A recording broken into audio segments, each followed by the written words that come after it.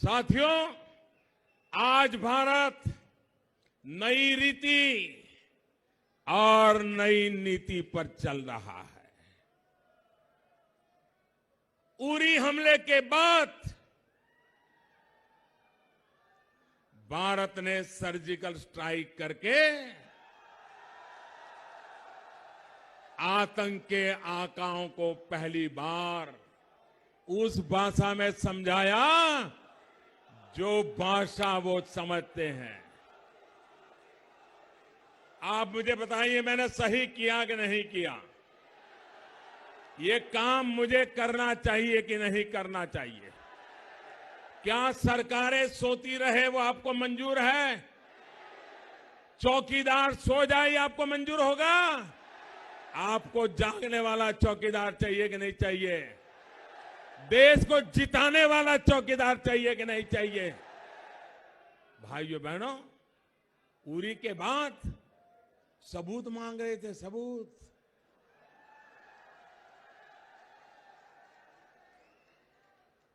अभी पुलवामा हमला हुआ तो भारत के वीरों ने जो काम किया, ऐसा काम दशकों तक कभी नहीं हुआ है। हमारे वीरों ने आतंकियों को उनके घर में घुस करके मारा है।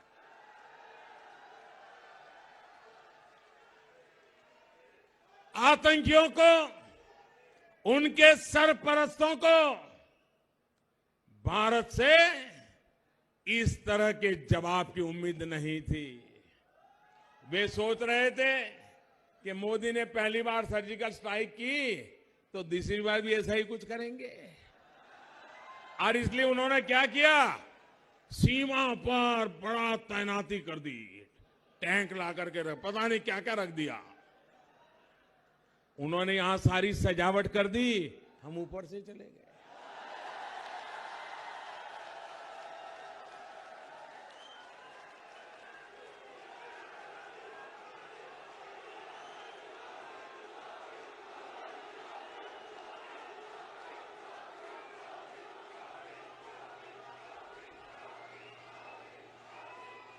और मजा देखिए, हम तो ये साहब कर करके चुप थे।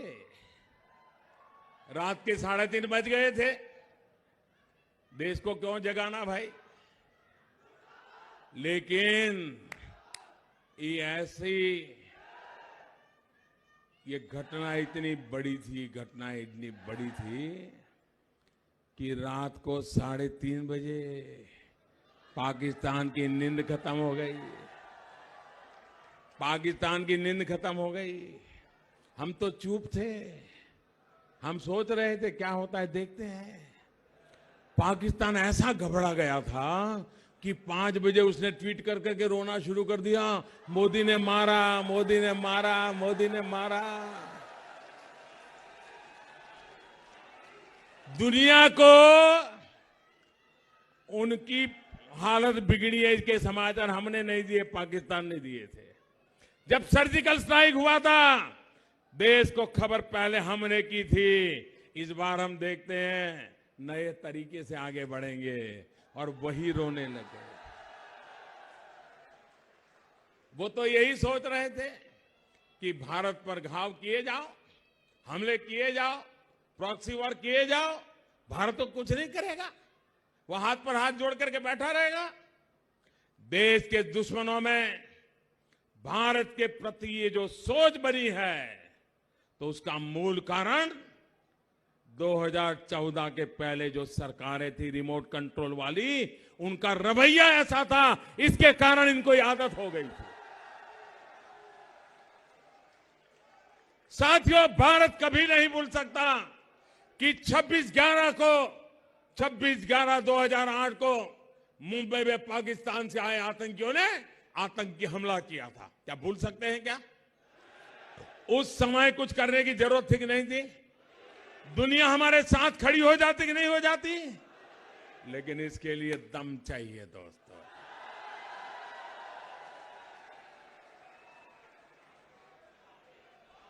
सारे सबूत पाकिस्तान में बैठे आतंकियों के प्रूफ मिल रहे थे।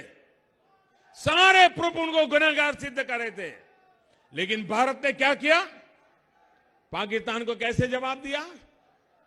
खबरें तो ये भी है, उस समय भी हमारी सेना, हमारी वायुसेना, हमारी नौसेना बदला लेने के तैयार थी। सेना का खून गर्म हो रहा था, दिल्ली ठंडे बिस्तर में पड़ा था। लेकिन हमारे सुरक्षा बलों को इजाजत नहीं दी गई। उनके हाथ पैर बांध कर रखा गया।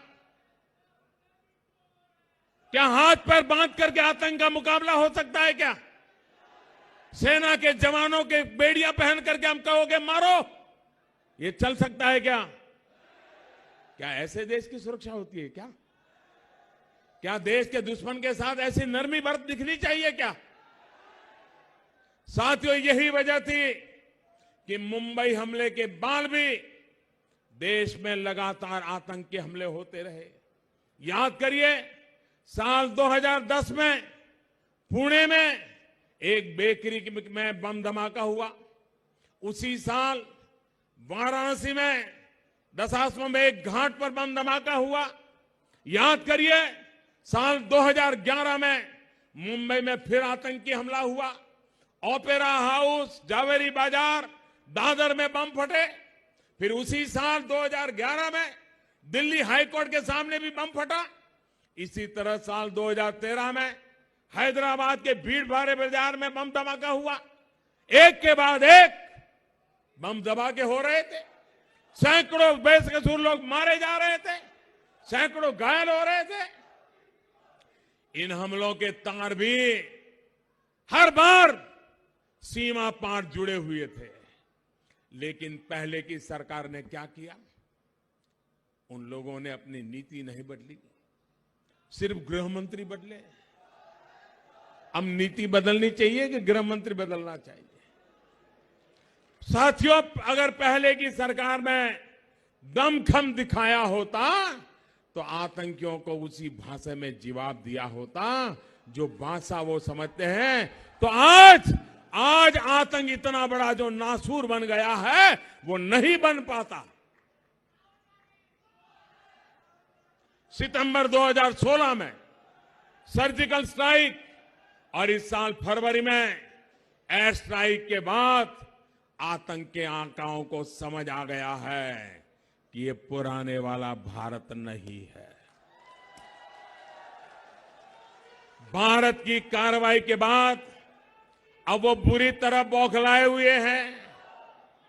देश के सुरक्षा बल, हमारे वीर जवान अपना काम कर रहे हैं, लेकिन इस देश के नागरिक के तौर पर हमें भी सतर्क रहना, अपना दायित्व निभाना है। हर उस ताकत को जवाब देना है जो देश के टुकड़े टुकड़े करने का सपना देख रहा है, जो भारत में हमले की साजिश रच रहे हैं। हमें उन लोगों पर भी अपनी दृष्टि रखनी है जो इस समय, भाइयों बहनों, एक बात की और भी देश के नागरिकों को ध्यान देना होगा।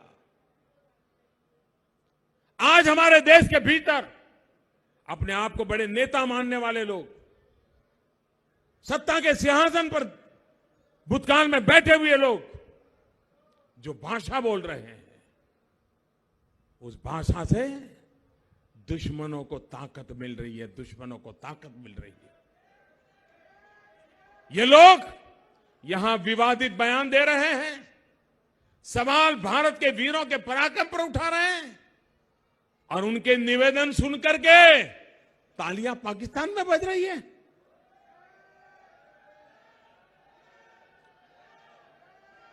ऐसे लोगों को देश की जनता ने सही रास्ते पर लाना चाहिए कि नहीं लाना चाहिए? ये सही रास्ते पर लाने का काम आप करोगे कि नहीं करोगे?